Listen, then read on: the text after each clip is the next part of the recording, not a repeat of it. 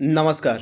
एक बार फिर से आप सभी का बहुत बहुत स्वागत है परीक्षा वर्ल्ड के इस यूट्यूब चैनल में। दोस्तों, रेलवे भर्ती परीक्षा 2024 के लिए टॉप 50 इम्पॉर्टेंट क्वेश्चंस की जो हम सीरीज चला रहे हैं उसका भाग 3 यहाँ पे हम कवर करने वाले हैं।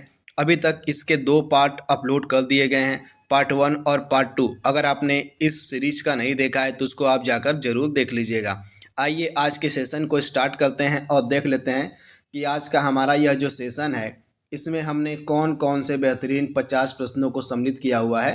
आइए उसको देख लेते हैं। पहला प्रश्न आपके स्क्रीन पर है, फीकस बेंगालेंसिस निम्न में से किसका वैज्ञानिक नाम है। बेहतरीन प्रश्न है। तो राइट आंसर क्या हो जाएगा? बरगद। ऑप्शन आपका सी यहाँ पे बिल्कुल सही हो जाएगा। बरगद का जो वैज्ञानिक नाम है वह होता है फीकस बेंगालेंसिस। ऑप्शन सी आपका यहाँ पे सही हो जाएगा। दहेज प्रतिषेध अधिनियम कब लागू किया गया था? बेहतरीन प्रश्न है। तो राइट आंसर क्या हो जाएगा? 1961 में। ऑप्शन सी आपका बिल्कुल सही हो जाएगा। वर्ष 1961 में दहेज प्रतिषेध अधिनियम को लागू किया गया था। तो ये फैक्ट आप याद रखिएगा।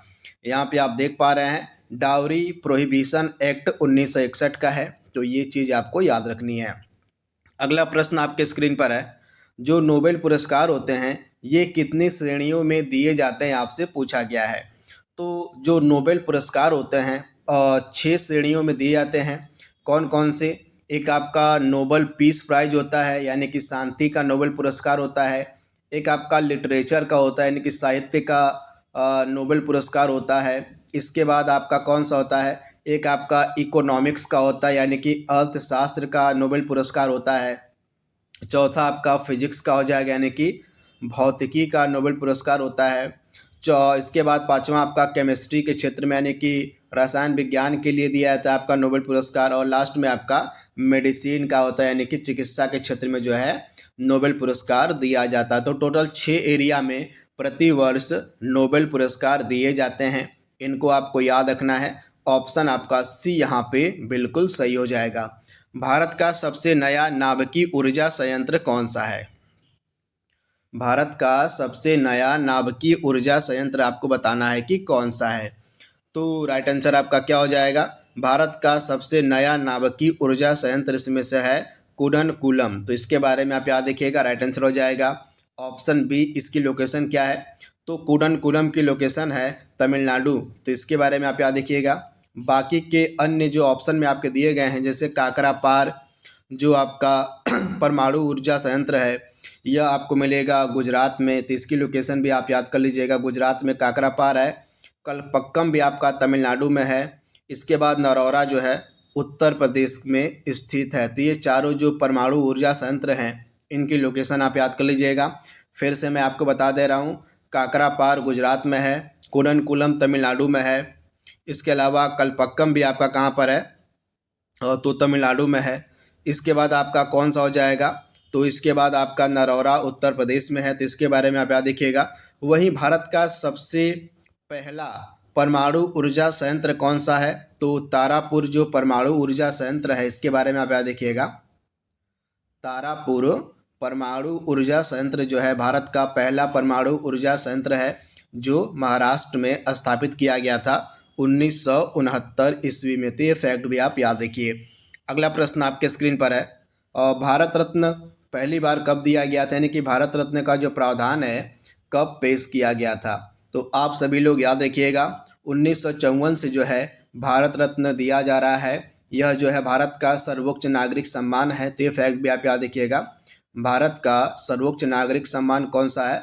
तो भारत रत्न है। और यह जो है 1954 से दिया जा रहा है। तथा पहली बार जो भारत रत्न है ये 3 लोगों को दिया गया था। ये 3 लोग कौन कौन से हैं आइए देख लेते हैं। तो पहला जो भारत रत्न सम्मान है यह 3 लोगों को दिया गया था, सी राजगोपालाचारी, सर्वपल्ली राधाकृष्णन और सीवी रमन को 1954 में। तो इसके बारे में आप याद रखिए। अगला प्रश्न आपके स्क्रीन पर है, सार्क के सदस्य देशों की संख्या यहाँ पे पूछी गई है कि कितने सार्क के सदस्य देश हैं। तो टोटल सार्क के सदस्य देश हैं 8, यानी कि ऑप्शन आपका यहाँ पे बी बिल्कुल सही हो जाएगा। इसके बारे में आप याद रखिएगा। तो ये 8 कौन कौन से देश हैं? तो यहाँ पे आप देख पा रहे हैं अफगानिस्तान, बांग्लादेश, भूटान, मालदीव, भारत, नेपाल, पाकिस्तान और श्रीलंका। ये 8 सदस्य देश हैं सार्क के। सार्क का पूरा नाम होता है दक्षिण एशियाई क्षेत्रीय सहयोग संगठन। इसकी स्थापना 8 दिसंबर 1985 को ढाका में की गई थी और इसका हेडक्वार्टर आपको मिलेगा नेपाल के काठमांडू सिटी में, काठमांडू शहर में जो है सार्क का हेडक्वार्टर है। तो ये फैक्ट आपको याद रखना है। अगला प्रश्न आपके स्क्रीन पर है। 1931 में इंडियन नेशनल कांग्रेस का जो सेशन मतलब अध्यक्ष था वह कौन था? यहाँ पे 1931 के भारतीय राष्ट्रीय कांग्रेस के सेशन के अध्यक्ष के बारे में पूछा गया है और बेहतरीन प्रश्न है। तो राइट आंसर क्या हो जाएगा? आप सभी लोग याद रखिएगा, सरदार वल्लभ भाई पटेल। ऑप्शन आपका सी यहाँ पे बिल्कुल सही हो जाएगा। 1931 में जो कांग्रेस का अधिवेशन था यह कराची में हुआ था। ये फैक्ट भी आप याद रखिएगा। कराची में कांग्रेस का जो अधिवेशन था यह 1931 में हुआ था और इसकी जो अध्यक्षता है यह करी गई थी सरदार वल्लभ भाई पटेल के द्वारा। तो ये फैक्ट आप याद रखिएगा। और मीथेन का प्रतीक यहाँ पे क्या है पूछा गया है। जो मीथेन गैस है इसका प्रतीक चिन्ह क्या है? तो राइट आंसर क्या हो जाएगा? CH4 जो है प्रतीक होता है मीथेन गैस का। तो राइट आंसर क्या हो जाएगा? Option A CH4। 9वां प्रश्न आपके स्क्रीन पर है। भारत अंग्रेजों ने मैसूर के साथ कुल कितने युद्ध लड़े थे?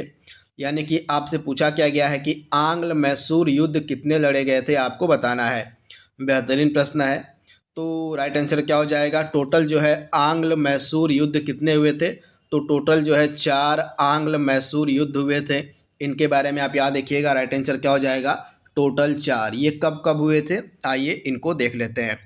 तो पहला जो आंग्ल मैसूर युद्ध था यह 1767 से 1769 के मध्य लड़ा गया था। ये फैक्ट आप याद रखिएगा। तथा पहले आंग्ल मैसूर युद्ध में हैदर अली जीत जाता है। तथा पहले जो आंग्ल मैसूर युद्ध था यह मद्रास की संधि पर समाप्त होता है। तो ये फैक्ट भी आप याद रखिएगा। अंग्रेजों को हैदर अली की शर्तों पर जो है मद्रास की संधि करनी पड़ी थी पहले आंग्ल मैसूर युद्ध में, और पहले आंग्ल मैसूर युद्ध में हैदर अली जीत जाता है। और दूसरा आंग्ल मैसूर युद्ध होता है 1780 से लेकर 1784 के मध्य। इसके बारे में आप याद रखिएगा। तथा इस दूसरे वाले आंग्ल मैसूर युद्ध में अंग्रेज जीत जाते हैं और हैदर अली की मृत्यु हो जाती है। और 1784 ईस्वी में यह जो दूसरा आंग्ल मैसूर युद्ध था यह मंगलोर की संधि से समाप्त होता है। किस संधि से? तो मंगलौर की संधि से जो है दूसरा वाला आंग्ल मैसूर युद्ध समाप्त होता है। वहीं जो तीसरा आंग्ल मैसूर युद्ध था यह 1790 से लेकर 92 के मध्य लड़ा गया था अंग्रेजों और टीपू सुल्तान के मध्य। हैदर अली का जो बेटा था टीपू सुल्तान वह इस युद्ध को जारी रखता है हैदर अली की मृत्यु के बाद। तो 1792 से लेके और 1790 से लेकर 1792 के बीच तीसरा आंग्ल मैसूर युद्ध होता है। और तीसरे आंग्ल मैसूर युद्ध में जो टीपू सुल्तान था यह हार जाता है। तो ये फैक्ट भी आप याद रखिएगा। वहीं चौथा आंग्ल मैसूर युद्ध होता है 1799 ईस्वी में और 1799 में टीपू सुल्तान की मृत्यु हो जाती है। तो ये फैक्ट भी आप याद रखिएगा। यहाँ से प्रश्न आपके एग्जाम में जरूर पूछा जाएगा। अगला प्रश्न आपके स्क्रीन पर है। लक्षद्वीप समूह और अंडमान निकोबार द्वीप समूह के समुद्र तट सहित भारत के समुद्र तट की लगभग कुल लंबाई कितनी है? तो 1516 किलोमीटर कुल लंबाई है। तो इसके बारे में आप याद रखिएगा 1516 किलोमीटर। ऑप्शन आपका सी यहाँ पे सही हो जाएगा। अगला प्रश्न आपके स्क्रीन पर है। साइमन कमीशन भारत कब आया था? आपसे पूछा गया है कि जो साइमन कमीशन था यह भारत कब आया था। बेहतरीन प्रश्न है, एग्जाम ओरिएंटेड प्रश्न है। तो राइट आंसर क्या हो जाएगा? 3 फरवरी 1928 को। ये फैक्ट आप याद रखिएगा। ये डेट कई बार एग्जाम में पूछी गई है। तो जो साइमन कमीशन था यह 3 फरवरी 1900 जो है 28 को बम्बई पहुंचता है। तो ऑप्शन आपका यहाँ पे जो बी है बिल्कुल सही हो जाएगा। इसके बारे में आप याद रखिए। इसकी जो एग्जैक्ट डेट है आपको याद रखनी है। 3 फरवरी 1928 को जो साइमन कमीशन था यह मुंबई पहुंचता है। तो ऑप्शन आपका यहाँ पे बी बिल्कुल सही हो जाएगा। अगला प्रश्न है, मानव शरीर में कौन सा अंग जो है पित्त रस का उत्पादन करता है? बेहतरीन प्रश्न है साइंस का यह। तो वह कौन सा अंग है जो पित्त रस का उत्पादन करता है? तो यकृत यानी कि लीवर का कार्य होता है पित्त रस का उत्पादन करना। तो राइट आंसर आपका ऑप्शन डी हो जाएगा। अगला प्रश्न है, राजा रवि वर्मा क्यों प्रसिद्ध थे? यह जो राजा रवि वर्मा व्यक्ति हैं, यह क्यों फेमस थे, क्यों प्रसिद्ध थे, आपको बताना है। तो यह एक फेमस चित्रकार थे, तो यह अपनी चित्रकारी के लिए जो है प्रसिद्ध थे, यानी कि ऑप्शन आपका बी यहाँ पे सही हो जाएगा। सम्राट अकबर जो है सम्राट कब बनता है? और बेहतरीन प्रश्न है, यहाँ पे अकबर के बारे में पूछा गया है कि जो अकबर था यह किस वर्ष में सम्राट बनता है।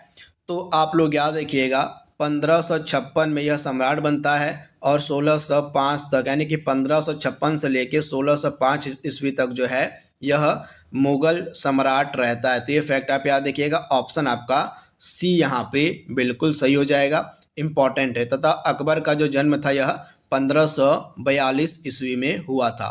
अगला प्रश्न आपके स्क्रीन पर है, जो पहली पंचवर्षीय योजना है इसका मुख्य ध्यान जो है किस विषय पर था? प्रथम पंचवर्षीय योजना का ध्यान जो है किस विषय पर था, आपसे पूछा गया है। दोस्तों, जो पंचवर्षीय योजना का टॉपिक है आपके एग्जाम के लिए बहुत ही ज़्यादा महत्वपूर्ण है। तो पंचवर्षीय योजनाओं से रिलेटेड एक अलग क्लास मैंने आपको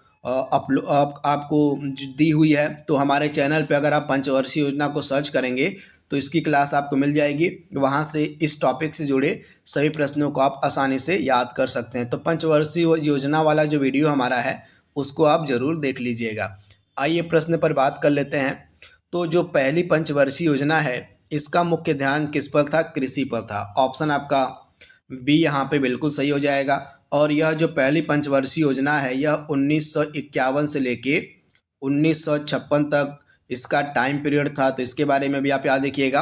तथा पहली पंचवर्षीय योजना जो है हेराल्ड डोमर मॉडल पर आधारित थी। ये मॉडल भी आप याद कर लीजिएगा, हेराल्ड डोमर मॉडल पर आधारित थी पहली पंचवर्षीय योजना। और इसी पहली पंचवर्षीय योजना के दौरान जो है कुछ सिंचाई परियोजनाओं की स्थापना की गई थी, जैसे भाखड़ा नांगल बांध परियोजना, ब्यास परियोजना, दामोदर नदी घाटी परियोजना। इन सब की शुरुआत जो है पहली पंचवर्षीय योजना के दौरान ही की गई थी। तो सारे फैक्ट आपको याद रखने हैं।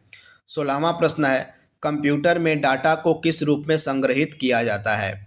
कंप्यूटर में जो डेटा होता है उसको किस रूप में हम संग्रहित करते हैं? तो बाइनरी के फॉर्म में। ऑप्शन आपका ए यहाँ पे बिल्कुल सही हो जाएगा। 17वां प्रश्न आपके स्क्रीन पर है, गोदावरी नदी का उद्गम किस स्थान से होता है? तो राइट आंसर क्या हो जाएगा? जो गोदावरी रिवर है, जो गोदावरी नदी है, यह किस स्थान से निकलती है? तो राइट आंसर आपका क्या हो जाएगा? गोदावरी नदी का जो उद्गम है महाराष्ट्र के नासिक से होता है। ये फैक्ट आप याद रखिएगा। जो गोदावरी रिवर है, गोदावरी नदी है, यह महाराष्ट्र के कहाँ से निकलती है?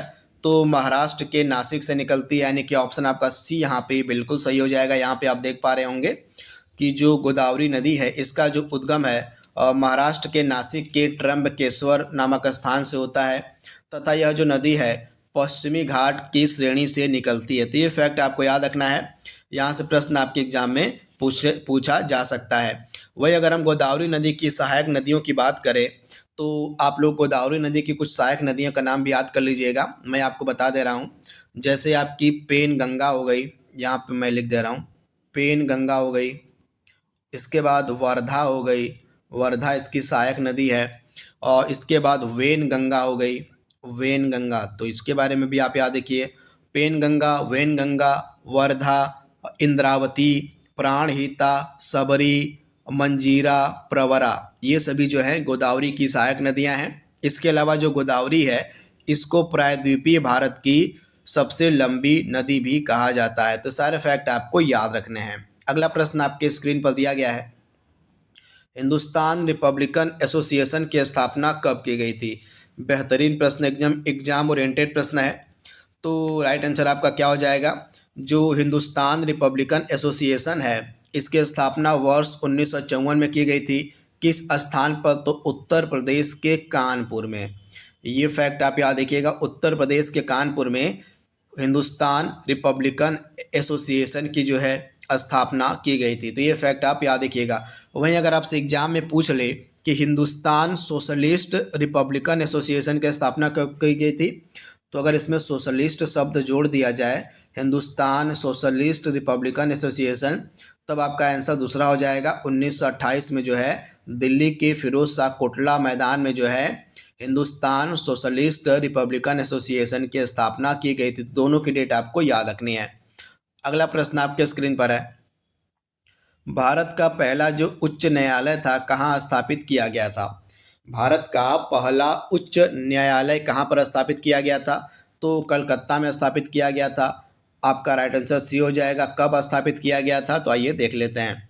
तो यहाँ पे आप देख पा रहे हैं भारत का जो पहला उच्च न्यायालय है यह कलकत्ता में स्थापित किया गया था। यह भारतीय उच्च न्यायालय अधिनियम 1861 के तहत स्थापित किया गया था जुलाई 1862 में। तो अधिनियम था आपका 1861, लेकिन जो इसकी स्थापना होती है यह 1862 में होती। तो हाई कोर्ट अधिनियम 1861 के तहत कलकत्ता में जो हाई कोर्ट था यह 1862 में स्थापित किया जाता। तो सारे फैक्ट आपको क्लियर रखने हैं। अगला प्रश्न आपके स्क्रीन पर है, कंप्यूटर में आपने देखा होगा अधिकतर बार URL का प्रयोग होता है। तो आपको बताना है कि जो URL है इसका पूरा नाम क्या होता है? तो राइट आंसर क्या हो जाएगा? यूनिफॉर्म रिसोर्स लोकेटर इसका पूरा नाम होता है। ऑप्शन बी आपका यहाँ पे 100% सही हो जाएगा।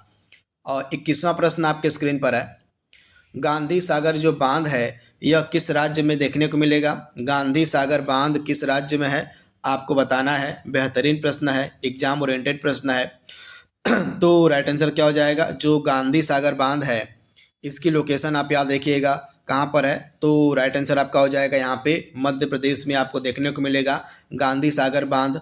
और यह किस नदी पर बनाया गया है ये भी इम्पोर्टेंट है आपके लिए। तो जो गांधी सागर बांध है यह चंबल नदी पर बनाया गया है मध्य प्रदेश में। तो ऑप्शन आपका बी यहाँ पे बिल्कुल सही हो जाएगा। नदी का नाम भी आप याद कर लीजिए, चंबल नदी पर यह बांध बनाया गया है। भारतीय संविधान में पहला संशोधन कब किया गया था? तो जो फर्स्ट अमेंडमेंट था यह भारतीय संविधान में किया गया था 1951 में, यानी कि 1951 में। ऑप्शन आपका बी यहाँ पे सही हो जाएगा। अगला प्रश्न आपके स्क्रीन पर है, पोखरण परमाणु परीक्षण का मतलब जो दूसरा वाला पोखरण परमाणु परीक्षण था इसका कोड नेम आपसे पूछा गया कि इसका कोड नेम क्या था। बेहतरीन प्रश्न है। तो राइट आंसर आपका क्या हो जाएगा? दूसरे परमाणु परीक्षण का जो कोड नेम था यह क्या रखा गया था? तो राइट आंसर आपका क्या हो जाएगा? आप लोग याद रखिएगा ऑपरेशन शक्ति। जो दूसरा परमाणु परीक्षण था इसका कोड नेम रखा गया था ऑपरेशन शक्ति। इसके बारे में आप याद रखिएगा। तो राइट आंसर आपका क्या होने वाला है? राइट आंसर आपका ऑप्शन सी हो जाएगा। इसके बारे में आप याद रखिएगा। तथा यह जो दूसरा परमाणु परीक्षण था यह 13 मई 1998 को किया गया था। डेट भी आप याद कर लीजिए, 13 मई 1998 को भारत का दूसरा परमाणु परीक्षण किया गया था। किस नाम से? तो ऑपरेशन शक्ति के नाम से। वहीं जो भारत का पहला पोखरण वाला परमाणु परीक्षण था यह किया गया था 18 मई 1974 को। तो ये डेट भी आप याद कर लीजिएगा, 18 मई 1974 को जो है पहला पोखरण का परमाणु परीक्षण किया गया था। और जो पहला पोखरण का परमाणु परीक्षण था इसका जो कोड नेम था वह था स्माइलिंग बुद्धा। तो ये फैक्ट आप याद रखिएगा। एक चीज़ और आप याद कर लीजिएगा कि जो दूसरा वाला पोखरण का परमाणु परीक्षण था यह 2 चरणों में किया गया था। पहला चरण इसका 11 मई को संपन्न होता है, 11 मई 1998 को पहला चरण इसका संपन्न होता है। और दूसरा चरण जो है 13 मई 1998 को संपन्न होता है। तो सारे फैक्ट आपको याद रखने हैं। इसकी डिटेल को भी आप यहाँ पे देख पा रहे हैं, सारी डिटेल आपको लिखी गई है। तो यहाँ पे पहला परमाणु परीक्षण हुआ था 18 मई 1974 को राजस्थान के पोखरण में, और इसका कोड नेम था स्माइलिंग बुद्धा। और दूसरे के बारे में यहाँ पे डिटेल लिखी गई है। पहला चरण इसका 11 मई को होता है और दूसरा चरण जो है दूसरे वाले का 13 मई 1998 को होता है। तथा इसका कोड नेम था ऑपरेशन शक्ति। तो इसका आप स्क्रीनशॉट ले लीजिएगा, यहाँ से प्रश्न आपके एग्जाम में जरूर पूछा जाएगा। अगला प्रश्न आपके स्क्रीन पर है, सांची के स्तूप का निर्माण किसके द्वारा करवाया गया था? तो मौर्य साम्राज्य का जो शासक था अशोक, इसी के द्वारा जो है सांची के स्तूप का निर्माण करवाया गया था। यानी कि ऑप्शन आपका बी यहाँ पे बिल्कुल सही हो जाएगा। अशोक के द्वारा जो है सांची का जो फेमस स्तूप है इसका निर्माण करवाया गया था। 25वां प्रश्न आपके स्क्रीन पर है, भारत का सबसे बड़ा बॉक्साइट उत्पादक राज्य कौन सा है? भारत में सबसे ज़्यादा जो बॉक्साइट है यह किस राज्य में होता है? तो उड़ीसा में होता है। ऑप्शन ए आपका यहाँ पे सही हो जाएगा। और केल्विन पैमाने पर पानी का जो हिमांक होता है वह कितना होता है? केल्विन पैमाने पर पानी का हिमांक कितना होता है? तो राइट आंसर क्या हो जाएगा? 273.15 केल्विन, यानी कि ऑप्शन आपका डी यहाँ पे बिल्कुल सही हो जाएगा। केल्विन पैमाने पर जो पानी होता है इसका हिमांक होता है 273.15 केल्विन। तो इसके बारे में आप याद रखिएगा। वहीं पानी का जो क्वथनांक होता है केल्विन पैमाने पर यह 373.15 केल्विन होता है। तो क्वथनांक भी आप याद कर लीजिएगा और हिमांक भी आप याद कर लीजिएगा। अगला प्रश्न आपके स्क्रीन पर है। ताजमहल परिसर का जो निर्माण है यह लगभग कब शुरू हुआ था? ताजमहल का निर्माण कब शुरू हुआ था आपसे पूछा गया है। तो राइट आंसर आपका क्या हो जाएगा? जो ताजमहल है इसका जो निर्माण है तो 1632 ईस्वी में। ऑप्शन आपका यहाँ पे जो बी है बिल्कुल सही हो जाएगा। 1632 में जो है ताजमहल का जो निर्माण था यह शुरू किया गया था। कोशिका की खोज किसके द्वारा की गई थी? कोशिका की जो खोज है यह किसके द्वारा करी गई थी? तो रॉबर्ट हुक के द्वारा। ऑप्शन ए आपका यहाँ पे सही हो जाएगा। अगला प्रश्न आपके स्क्रीन पर है। कोलेरू झील जो है किस भारतीय राज्य में स्थित है? आपसे पूछा गया कि जो कोलेरू लेक है, कोलेरू झील है, यह कहाँ पर है आपको बताना है। बेहतरीन प्रश्न है। इस तरह के प्रश्न आपसे एग्जाम में पूछे जाएंगे। तो राइट आंसर आपका क्या होने वाला है? जो कोलेरू लेक है यह आपको देखने को मिलेगी कहाँ पर? आंध्र प्रदेश में। तो इसके बारे में आप याद रखिएगा। आंध्र प्रदेश में जो है कोलेरू झील की जो है लोकेशन है। तो इसके बारे में आप याद रखिएगा। अगला प्रश्न आपके स्क्रीन पर दिया गया है। एक चीज़ और आप याद कर लीजिएगा। इसके अलावा जो आंध्र प्रदेश है इसमें कौन कौन सी झीलें हैं? तो एक तो आपकी कोलेरी हो गई, आंध्र प्रदेश में स्थित है। इसके अलावा पुलिकट झील, इसके बारे में भी आप याद रखिएगा। जो पुलिकट झील है यह भी आंध्र प्रदेश में ही है। और पुलिकट झील की खासियत क्या है? तो यह जो पुलिकट झील है यहीं पर जो है श्रीहरिकोटा द्वीप यहाँ पर है पुलिकट झील के पास, यहीं पुलिकट झील में। और यहीं पर श्रीहरिकोटा द्वीप पर ही सतीश धवन अंतरिक्ष केंद्र जो है यह बनाया गया है। तो ये फैक्ट आप याद रखिएगा। जो सतीश धवन अंतरिक्ष केंद्र है यह श्रीहरिकोटा द्वीप पर ही है जो कि पुलिकट झील के पास है। इसके बारे में आपको याद रखना है। इसके अलावा अगला प्रश्न आपके स्क्रीन पर दिया गया है। स्वामी एंड फ्रेंड्स किसका पहला उपन्यास था? स्वामी एंड फ्रेंड्स जो है किसका पहला उपन्यास था? तो आर के नारायण का। ऑप्शन आपका यहाँ पे जो ए है बिल्कुल सही हो जाएगा। और आर के नारायणन का जो है यह पहला उपन्यास था स्वामी एंड फ्रेंड्स। अगला प्रश्न आपके स्क्रीन पर है। गदर पार्टी के संस्थापक पूछे गए हैं कि कौन थे? बेहतरीन प्रश्न है। गदर पार्टी का संस्थापक आपको बताना है कि कौन था। तो राइट आंसर आपका क्या हो जाएगा? लाला हरदयाल। लाला हरदयाल के द्वारा जो है गदर पार्टी की स्थापना की गई थी। कब की गई थी? तो 1913 ईस्वी में। इसके बारे में आप याद रखिएगा। वर्ष 1913 में जो है गदर पार्टी की जो स्थापना है लाला हरदयाल के द्वारा की गई थी। कहाँ पर की गई थी ये भी आपसे पूछा जा सकता है। तो अमेरिका के सैन फ्रांसिस्को में। अमेरिका का एक जगह है सैन फ्रांसिस्को, यहीं पर जो है 1913 में गदर पार्टी की स्थापना करी गई थी लाला हरदयाल के द्वारा। यहाँ पे पूछा गया कि फेसबुक का संस्थापक कौन है? जो सोशल मीडिया प्लेटफॉर्म है फेसबुक, इसकी स्थापना किसके द्वारा करी गई थी? तो मार्क जकरबर्ग के द्वारा। ऑप्शन आपका यहाँ पे बी बिल्कुल सही हो जाएगा। वहीं माइक्रोसॉफ्ट के संस्थापक हैं बिल गेट्स। एलन मस्क जो है स्पेस एक्स, एलन मस्क के बारे में आप याद रखिएगा। स्पेस एक्स और टेस्ला ये दो कंपनियां किनकी हैं? तो एलन मस्क की हैं। और जेफ बेजोस जो है अमेजन के को फाउंडर हैं। तो इनके बारे में आपको याद रखना है। अगला प्रश्न आपके स्क्रीन पर है। भारतीय राष्ट्रीय कांग्रेस का पहला अधिवेशन कब आयोजित किया गया था? भारतीय राष्ट्रीय कांग्रेस का जो पहला अधिवेशन है यह कब आयोजित किया गया था? तो दिसंबर 1885 में। आप लोग याद रखिएगा। दिसंबर 1885 में भारतीय राष्ट्रीय कांग्रेस का जो पहला अधिवेशन था यह आयोजित किया गया था। और पहले अधिवेशन की जो अध्यक्षता है किसके द्वारा करी गई थी? तो व्योमेश चंद्र बनर्जी। आप लोग याद रखिएगा। भारतीय राष्ट्रीय कांग्रेस का जो पहला अधिवेशन था इसकी जो अध्यक्षता है व्योमेश चंद्र बनर्जी, यानी कि इनको शॉर्ट फॉर्म में बोलते हैं WC बनर्जी, इन्हीं के द्वारा जो है भारतीय राष्ट्रीय कांग्रेस के पहले अधिवेशन की जो है अध्यक्षता की गई थी। तो इसके बारे में आप याद रखिएगा।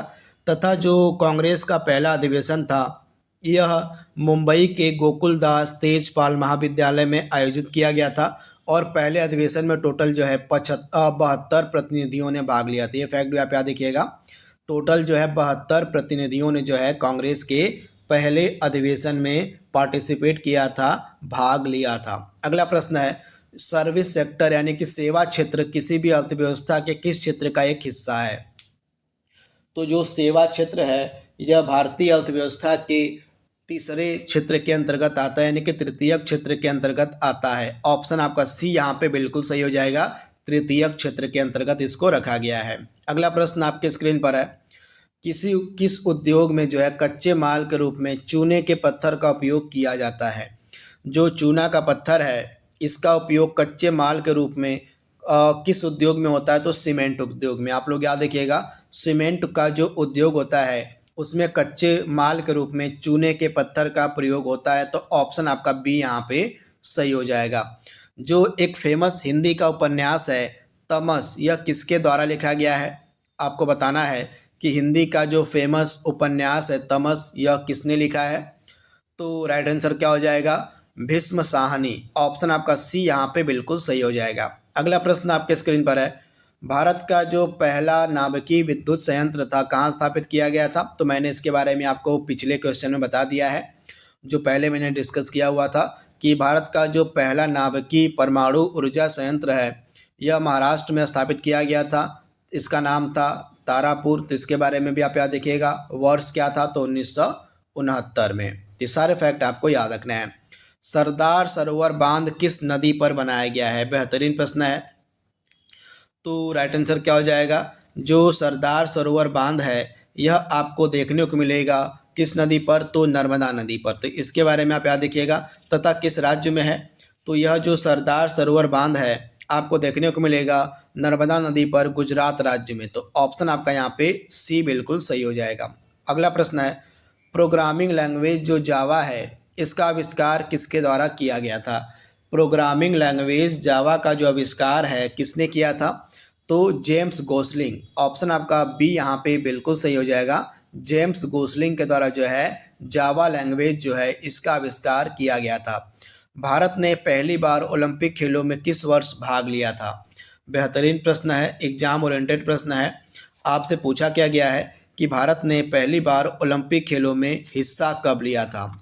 इसी तरह के प्रश्न आपसे एग्जाम में पूछे जाएंगे, तो आप लोग को तैयार रहना है। तो भारत ने पहली बार ओलंपिक खेलों में जो पार्टिसिपेट है किया था सन 1900 में, यानी कि ऑप्शन आपका ए यहाँ पे बिल्कुल सही हो जाएगा। अगला प्रश्न आपके स्क्रीन पर है, सुकन्या समृद्धि योजना को कब शुरू किया गया था? मतलब किसके द्वारा इसका शुभारंभ किया गया था? तो सुकन्या समृद्धि योजना को शुरू किया गया था हरियाणा के पानीपत से। जब आपकी बेटी बचाओ बेटी पढ़ाओ योजना को स्टार्ट किया गया था तो उसी के दौरान जो है सुकन्या समृद्धि योजना को भी शुरू किया गया था उसी के साथ ही। तो इसका जो शुभारंभ है प्रधानमंत्री नरेंद्र मोदी के द्वारा किया गया था 2015 में। तो ये फैक्ट आप याद रखिएगा। इसकी डिटेल को आप देख सकते हैं। सुकन्या समृद्धि योजना, इस योजना को प्रधानमंत्री नरेंद्र मोदी ने 22 जनवरी 2015 को बेटी बचाओ बेटी पढ़ाओ अभियान के एक अंग के रूप में शुरू किया था। तो ये फैक्ट आपको याद रखना है। अगला प्रश्न आपके स्क्रीन पर है, 1906 में भारतीय राष्ट्रीय कांग्रेस का ध्वज कहाँ फहराया गया था? वर्ष 1906 में भारतीय राष्ट्रीय कांग्रेस का जो ध्वज है यह कहाँ फहराया गया था? तो कोलकाता में फहराया गया था। ऑप्शन आपका बी यहाँ पे सही हो जाएगा। 43वां प्रश्न आपके स्क्रीन पर है, आरटीआई राइट टू इंफॉर्मेशन यानी कि सूचना का अधिकार अधिनियम जो है कब प्रभावी हुआ था? तो 2005 में। ऑप्शन डी आपका सही हो जाएगा। संयुक्त राष्ट्र परिषद जो है इसमें कितने अस्थायी यानी कि नॉन परमानेंट मेंबर कितने हैं? तो आप लोग याद रखिएगा, जो संयुक्त राष्ट्र सुरक्षा परिषद, यहाँ पे सुरक्षा मिस हो गई है, तो संयुक्त राष्ट्र जो सुरक्षा परिषद है इसमें टोटल जो है अस्थायी सदस्य हो जाएंगे 10, यानी कि आपका बी यहाँ पे बिल्कुल सही हो जाएगा। जो संयुक्त राष्ट्र सुरक्षा परिषद है इसमें टोटल सदस्य होते हैं 15 होते हैं, जिनमें से 5 आपके अस्थायी होते हैं और 10 अस्थायी होते हैं। तो इनके बारे में आप याद रखिएगा। सारी डिटेल आपके सामने दी गई है। तो यहाँ पे आप देख पा रहे हैं संयुक्त राष्ट्र सुरक्षा परिषद में जो है टोटल 15 सदस्य हैं। 5 अस्थाई कौन कौन से हैं? चीन, फ्रांस, रूस, ग्रेट ब्रिटेन और संयुक्त राज्य अमेरिका। ये 5 जो है परमानेंट मेंबर हैं यूनाइटेड नेशन सिक्योरिटी काउंसिल के। तो इनके बारे में आप याद रखिएगा। तथा इसमें जो है 10 अस्थायी सदस्य हैं जिनका कार्यकाल प्रत्येक 2 वर्ष का होता है। तो ये फैक्ट भी आप याद रखिएगा, यानी कि जो 10 अस्थायी सदस्य होते हैं ये 2 वर्षों के लिए इसके सदस्य बनते हैं। तो ये फैक्ट आप याद रखिएगा। वहीं यूएनएससी यानी कि संयुक्त राष्ट्र सुरक्षा परिषद का जो मुख्यालय है अमेरिका के न्यूयॉर्क शहर में आपको देखने को मिल जाएगा। अगला प्रश्न है, नौ कलेवर उत्सव का संबंध किस राज्य से है? नौ कलेवर उत्सव जो है किस राज्य में मनाया जाता है? तो यह जो फेमस उत्सव है उड़ीसा राज्य में सेलिब्रेट किया जाता है। ऑप्शन सी आपका यहाँ पे सही हो जाएगा। प्रधानमंत्री स्वास्थ्य बीमा मतलब प्रधानमंत्री स्वास्थ्य सुरक्षा योजना को कब शुरू किया गया था? बेहतरीन प्रश्न है। तो राइट आंसर क्या हो जाएगा? वर्ष 2003 में। ऑप्शन आपका सी यहाँ पे बिल्कुल सही हो जाएगा। प्रधानमंत्री स्वास्थ्य सुरक्षा योजना को जो है वर्ष 2003 में शुरू किया गया था। अगला प्रश्न है, 1875 ईस्वी में मोहम्मडन एंग्लो ओरिएंटल कॉलेज की स्थापना किसने की, जो बाद में चलकर अलीगढ़ मुस्लिम विश्वविद्यालय बना? तो आप लोग याद रखिएगा, मोहम्मडन एंग्लो ओरिएंटल कॉलेज की जो स्थापना है सर सैयद अहमद खान के द्वारा की गई थी और आगे चलकर यही जो कॉलेज था अलीगढ़ मुस्लिम विश्वविद्यालय बन जाता है। तो ये फैक्ट आप याद रखिएगा। ऑप्शन ए आपका यहाँ पे सही हो जाएगा। न्यूटन की गति का जो पहला नियम है इसका अन्य नाम क्या है? तो न्यूटन के गति के पहले नियम का अन्य नाम है, आप लोग याद रखिएगा, जड़त्व का नियम। यानी कि ऑप्शन आपका यहाँ पे बी बिल्कुल सही हो जाएगा। इसको जो है जड़त्व का नियम कहा जाता है। 49वां प्रश्न आपके स्क्रीन पर है, भारत में पहली यात्री जो गाड़ी है रेलगाड़ी है कब चलाई गई थी? यानी कि भारत में पहली रेलगाड़ी कब चलाई गई थी?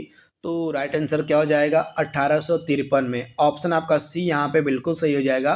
1853 में जो है भारत में पहली यात्री रेलगाड़ी चलाई गई थी मुंबई से ठाणे के बीच में। आप लोग याद रखिएगा, मुंबई से ठाणे के बीच में जो है पहली रेलगाड़ी चलाई गई थी 1853 में।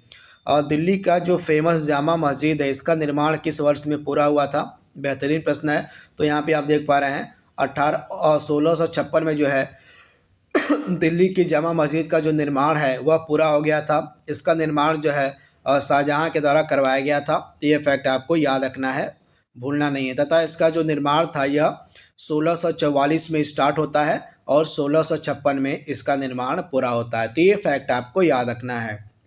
तो इस प्रकार से 50 जो बेहतरीन प्रश्न आपके बन सकते थे रेलवे भर्ती परीक्षा के लिए उसको हमने कवर कर लिया है। आई होप यह वीडियो आपको फ़ायदा पहुंचाएगा आपके आगामी एनटीपीसी की परीक्षा में। तब तक के लिए thank you, thanks for watching, thank you.